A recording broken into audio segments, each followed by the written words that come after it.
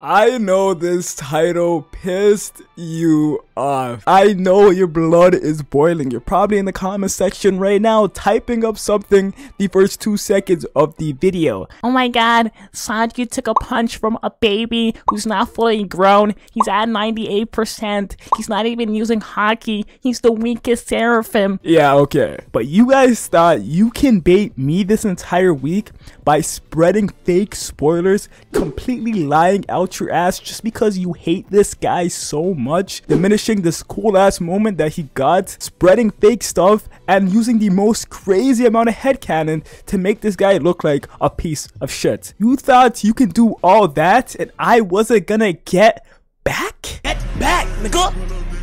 Get back! Before we talk about that, right, let's touch on the most important topic of this chapter. Lord have mercy. We must stay focused, brothers. We must stay focused. That wasn't the only thing, because Oda has been going a little crazy in Agate Island.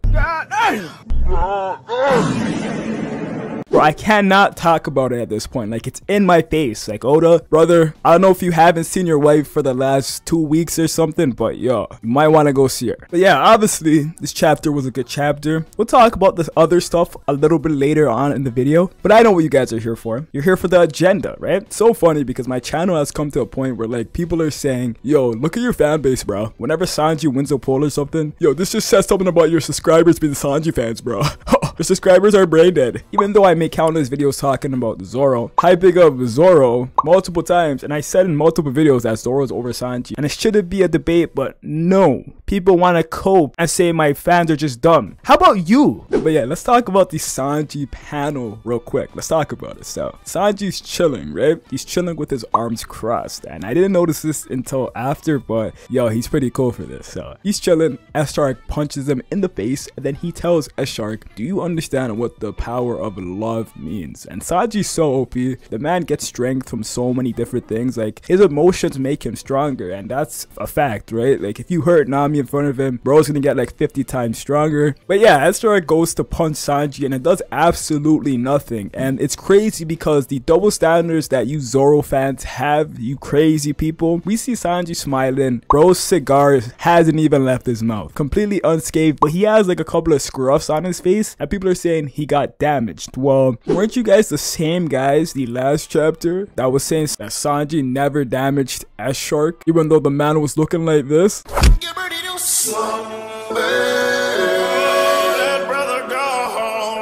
But no, when Sanji had the little scruffs on his face, he takes damage. Or in this case, when Sanji kicked S.I.Q with Diable Jambe, and he had a scruff on his chin where he kicked him. Obviously, he didn't do damage because S.I.Q had flames on, right? So stop this nonsense about, oh, he has scruffs on his face, bro took damage. Uh-oh, retard alert! Retard alert, class! And another thing that you guys don't want to talk about, of course, is that S.I.Q is sweating when he punched him. Like, this bro knows he's about to get packed up. But when S.I.Q was sweating fighting Zoro, like, oh, it's the biggest thing ever. You guys want to make that such a big deal. Where's the same energy at? Oh wait, you're not gonna keep it because when you talk about Sanji, he can't get the same treatment because you hate the man. So this isn't the only thing I find extremely funny. Scrolling down like exactly one panel from the Sanji scene, we see Zoro and Luffy, specifically Zoro, huffing and puffing, fighting these seraphims. Look at this dude. Wait till you see the. No, no, no, no.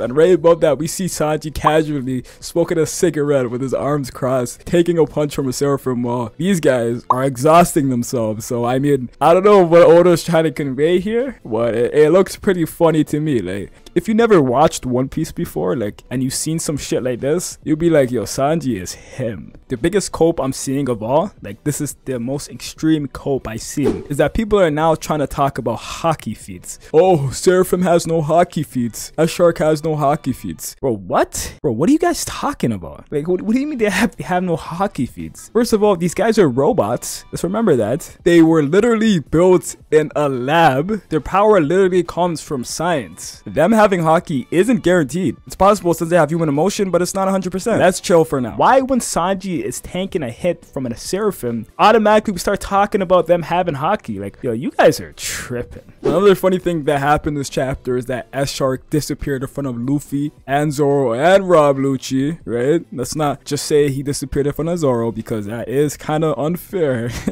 But yeah, he disappeared in front of all their faces and he went to go attack the weaker people from what it looks like, and I think he's going to go to the Robin and Atlas's group because they're heading to go look for Vegapunk. So Zoro went to go after S.I.Q and Luffy stayed to fight S-Bear. Alright, but in all seriousness, I'm done trolling the Zoro fans now. I'm a Zoro fan myself, my second favorite character in One Piece, but Sanji before anybody, and you guys were going too crazy. Another part of the chapter which I also liked is when S-Snake pretty much turned everybody into stone and she ended up destroying Pythagoras, one of the Vegapunks, and it made a huge explosion and she walked away, and then we get to see a close-up of her face. This is personally my favorite Seraphim. She looks the coolest. I love her eyes. She has the best design. I don't know, the earrings, it just looks cool. Also, we get to see that there's a full-on invasion about to happen on Egghead Island. We see Kizaru and a bunch of other marine ships pulling up with one of the Gorosei members, and we find out that this plan actually has been in the works since 3 months ago, since an anonymous person told the world government that Vegapunk has been researching the Void Century. Obviously, they don't like that, so they want to pack Vegapunk right away. So they decided to send CP0 first, and since invading Vegapunk and Egghead Island is on a way greater scale since he's the greatest scientist, they decided to send more people like an admiral and a Gorosei. And then we get a very interesting panel saying, however, they didn't expect to see Straw Hat Luffy, and then we see a picture of Luffy in Gear 5. It's kind of like they're foreshadowing or showing us a glimpse to the future of what's about to happen on Egghead the day after and how things are gonna look, because they're already letting us know the outcome of the incident shook the entire world. And then we see Luffy in Gear 5. It's kind of like the narrator is showing us the end of Egghead Island. It ends with Luffy in Gear 5, but not actually telling us what happened, and we're about to see what happened that led up to this moment. So, and then we find out York is the traitor in this chapter. The way she put up on Vegapunk like a gangster, literal gangster pose with a gun in her hand, hands on her knees, and she's telling Vegapunk, yo, I want to be a celestial dragon. And Vegapunk's like, yo, why do you want to be one of those people? Like, they're terrible. And then she makes a remark that Shaka's dead and she starts laughing, and then she makes a remark that she wants to be the only Vegapunk, or it would be better if she was the only Vegapunk. I mean, it's sad that she had to go because